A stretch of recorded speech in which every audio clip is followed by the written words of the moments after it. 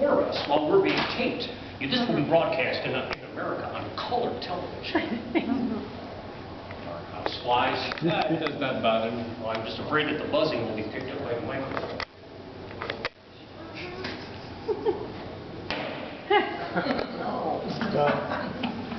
This is the exhibit that I want to show you, Mr. Khruschev. It's the model of the modern American kitchen.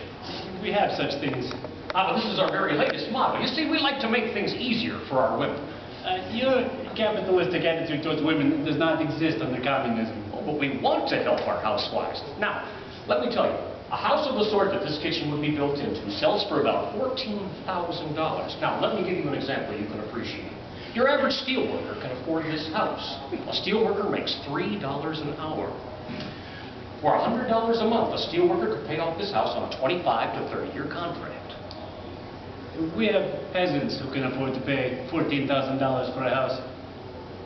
It's, American houses, they're built to last 20 years, so that the builders can then sell new ones.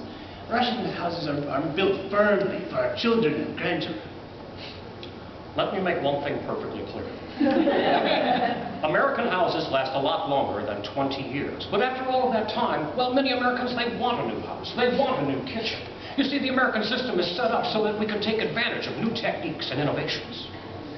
Your theory does not hold water.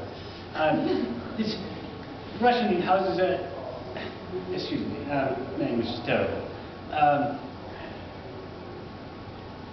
I know you spoke earlier of the furnishings. I did. The furnishings, they are built to last, you know, maybe just a little while. But houses, no, houses, they go on and on. Well, we'll have to agree to disagree.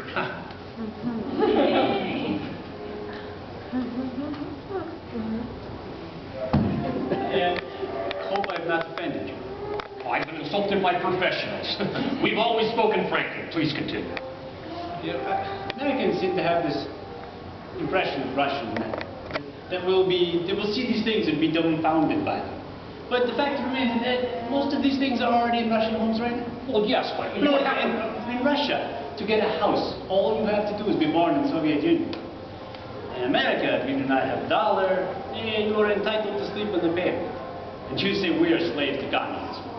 I appreciate your energy and enthusiasm. Energy is not the same thing as wisdom. You know, if you were in the United States Senate, we would say you're a filibusterer. You talk and you talk and you don't let anyone interrupt. What I'm saying is, this exhibit was not meant to astound. It was meant to interest. And you see, we have 1,000 different builders working from 1,000 different floor plans. It is unique. It's not one decision made by one top bureaucrat, and that's the difference, Mr. Khruschev. Wouldn't you agree? Now, well, in politics, we will never agree. But in other matters, perhaps we can negotiate. Some Russians, they like a peppery soup, but I do not.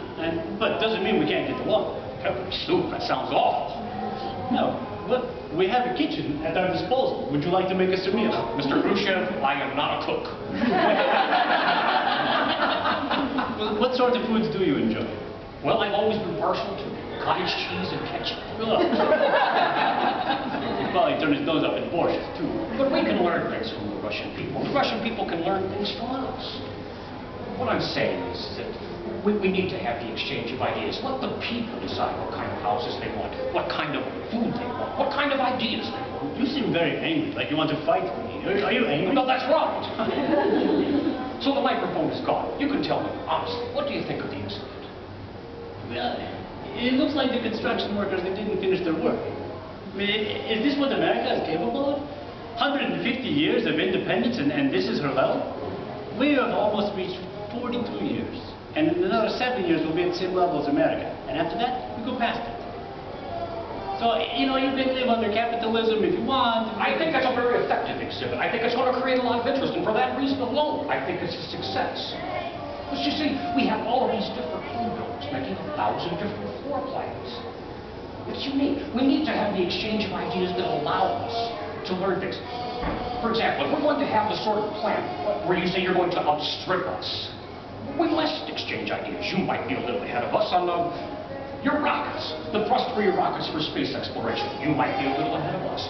Things like color television, we might be a little ahead of you. We're definitely ahead of you in rockets, and also technology. You never concede anything. Do you think we're stupid? No. We've always known Americans are very smart. Stupid people do not reach the academic levels that you have. All we're saying is, you mustn't be afraid of new ideas. No, we're saying you mustn't be afraid of new ideas. We're not afraid of anything. All right, then let's continue to have exchanges like this. Agreed? Agreed.